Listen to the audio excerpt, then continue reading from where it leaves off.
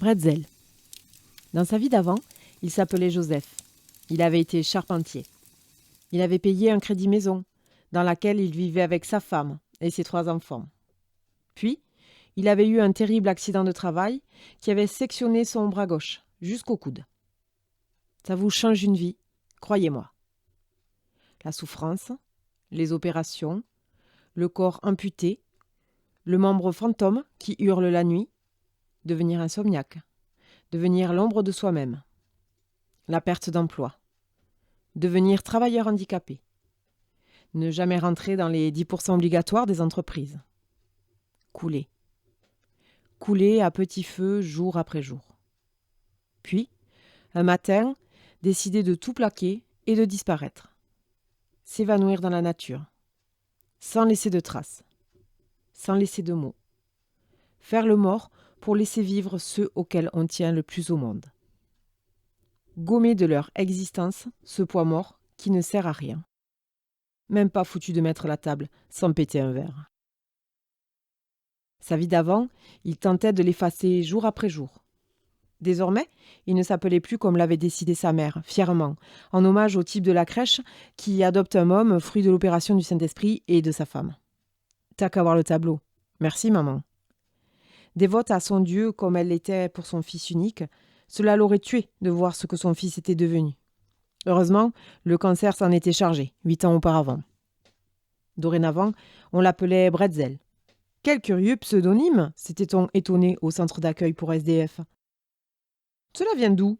D'Alsace? Oui, répondait-il évasif, non désireux de raconter sa vie. En réalité, c'était la contraction des 3 prénoms de ses enfants, Bruno, Étienne et Zélie. Malgré sa volonté de ne plus penser à eux et à leur mère, Isabelle, il n'avait pas pu s'empêcher de garder une trace de ce passé si merveilleux et douloureux à la fois. Depuis 3 ans, il vit à côté de la gare, dans un entrepôt désaffecté. Sa maison est en carton, pirouette, cacahuète. Il a beaucoup maigri à cause du manque d'argent pour se payer de quoi manger correctement. Il a une barbissure et les cheveux emmêlés. Il pue pire qu'un putois qui aurait décidé de se parfumer dans l'eau croupie des toilettes turques de la gare. Il fait peur. Il fait peine à voir. On dirait un évadé d'Alcatraz avec un bras manquant. Les gens s'imaginent beaucoup de choses en le voyant. Cela se voit dans leur regard fuyant.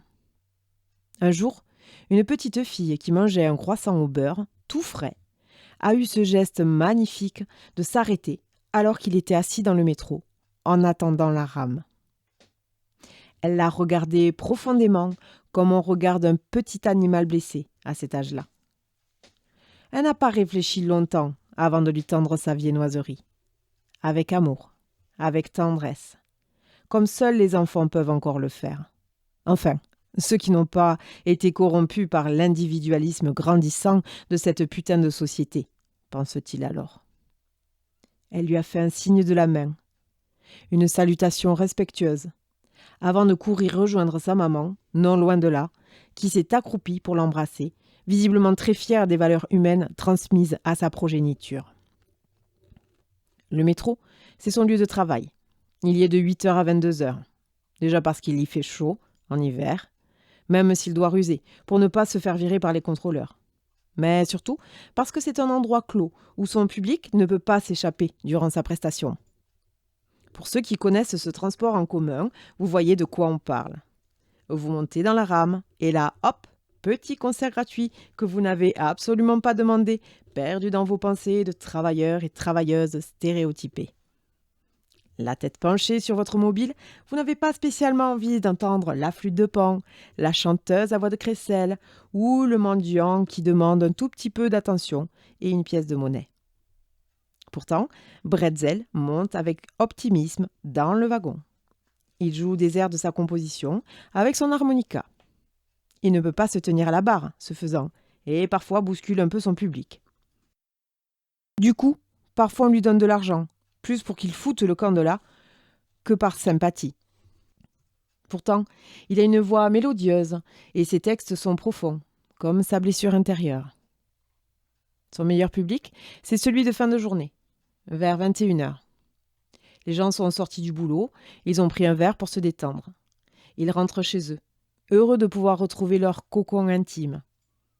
Certains doivent imaginer ce que serait la vie s'ils devaient vivre comme ça, dehors, sans fric, ni toit sur la tête. Bretzel les envie certains jours. Il est tenté par un retour à la norme.